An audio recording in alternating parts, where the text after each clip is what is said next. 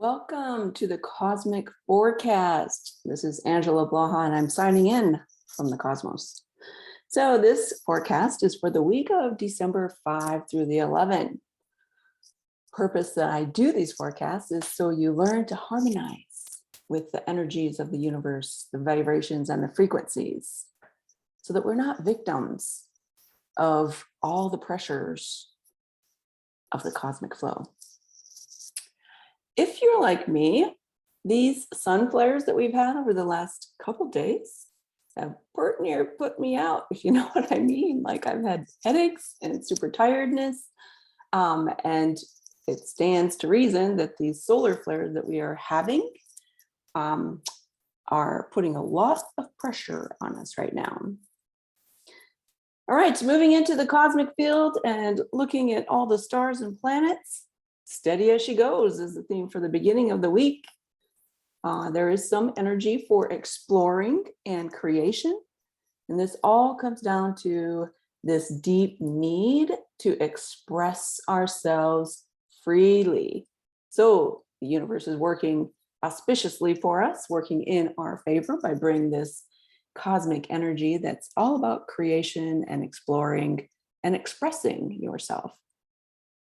Being curious is the answer to this energy, because if you are curious, being curious, will have you asking the right questions that will sort of set up new solutions for you, because we know that the old solutions, they just do not work anymore. So be curious this week, like really, really pay attention to if you're asking deep questions or if you're just sort of staying on the surface. Try to see a larger perspective when you're being curious, and but try not to attach any meaning, right? So we're looking at a bigger picture, but no, we're not trying to put meaning to it, because what will happen? Meaning will put you in this state of swinging from high to lows in that roller coaster kind of effect. And that will not help you right now, because when you put meaning to something, you're attaching yourself to the past. You're attaching the current moment, what you're working through, what you're working on right now, to the past, because we can only attach or create or understand meaning if it's in hindsight. Like when we're in the middle of something, we don't really have meaning. Like the meaning is not really there until the moment passes. Then we try to attach meaning to it. That just throws us back into our old patterns, our old paradigms, our old ways of thinking and being. And that's not what we're doing here this week. We're moving into creation and exploration of our new selves. It will be fairly easy to concentrate and focus with this kind of energy. So if you have projects to get done, now is the time to do them. This week is very practicality, like practicality and realism is kind of the focus. And those two items, being practical and being real, helps you to concentrate and to focus. This full moon brings in this sort of balance in logic and stability, which helps us again to sort of focus on what we need to get done. Be sure to communicate and be honest about what you desire. Very, very important here. Be sure to communicate. I'm going to repeat it. Be sure to communicate and be honest about what you desire. Be sure to express your feelings daily and release them, so that there's no buildup. Like we don't want buildup going into 2023. So the more you can do that this week, we don't want buildups, and we don't want stuck kind of energy going into 2023, because it will just become larger. And we don't want that. We want to be able to flow or harmonize right into 2023, because, Pluto's coming in and there's a lot of energy for destruction in 2023. That should not give you fear. It should just give you a path to literally flow with, or to go on. Okay, because we live in a world of duality, on the other side of duality, this time can be super frustrating as well. There can be unrest and there can be resentment packed days and hours and minutes because of all the retrograde energy in the field. All right. If you can feel the cosmic field, you know that there's a slowing down process, right? That's what retrograde means. It means that certain planets go into a retrograde, which means they slow down. They slow down the energy in the field, in the cosmic field. Try not to make quick decisions in this kind of energy. And if you are frustrated in unrest and have resentments, that should give you the clue that you are on the other side of duality. And you can play that out. You can work through those shadows. That's what I suggest, is to work through those shadows so that you can transform it, can flip it, can heal it. Now, I suggest that you take time to meditate. This will allow you to have a better understanding with this slowing down energy of retrogrades. I meditate more when there's a retrograde because of this. Because honestly, in retrograde energy, I can see things more clearly because things are moving in a slower motion.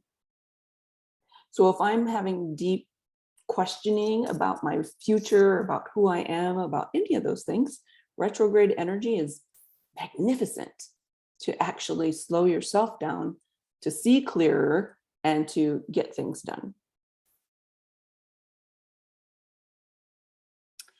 After all, that is what retrograde energy does for us. It encourages us to slow down, to dig deeper, right? Like if we have shadow energies that are popping up, and this is the other side of duality, if we have that frustration, those resentments, that's a clue for us to like literally dig deeper and to be happier with the level of depth of who you are. We're going to let that one sink in. All right, towards the end of the week, there is some amazing energy to help with making connections with people. We always want to have these beautiful connections come this time of year.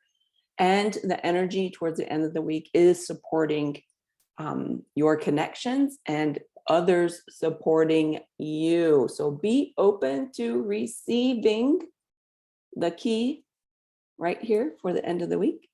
Be open to receive and to be supported.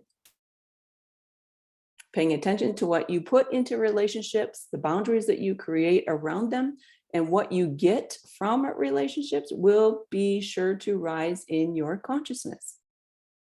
So why not work ahead, right? Work ahead and be paying attention all week to like, what is it that you want from relationships? What kind of boundaries do you have in relationships? Do you not have boundaries in relationships? If you don't, we might want to chat. What kind of energy, what kind of people do you want in your life? Again, moving into 2023, going to be super important, the people that you want in your life. Seeking genuine partnerships is the key here, because you do want to be supported moving forward. You do want to support people, genuinely support people moving forward. So seeking these kind of genuine relationships and partnerships is the key. It's also a great time to start thinking forward into 2023 and what business and personal goals and ventures do you want to come to fruition in 2023? Even though there's going to be a lot of destructive kind of energy, that energy frees us up for thriving. It frees us up to meet those goals. So start thinking forward, start planning ahead. Like, what kind of goals do you want to have in 2023? Doesn't mean that they have to be, in concrete. We can change goals anytime that we want. But to be thinking ahead is this energy this week is dynamic for that. So if you know me, you know that I have several things coming up in 2023. I have the soul mentorship program. So if you're having problems in your life, working through shadows, working through traumas, like let's work together. And if you're interested in being a major player in the field of consciousness, coming into the creation of this shift in consciousness, between 2023 and 2027, we're going through some big changes. And if you are interested in being a portal constructor or connector, that's the Peru trip this year in May 2023. So if you're interested in any of those things, please check out my website at www.angelablaha.com. This is Angela signing off from the cosmos. I hope you have the most enjoyable and lovely week ever.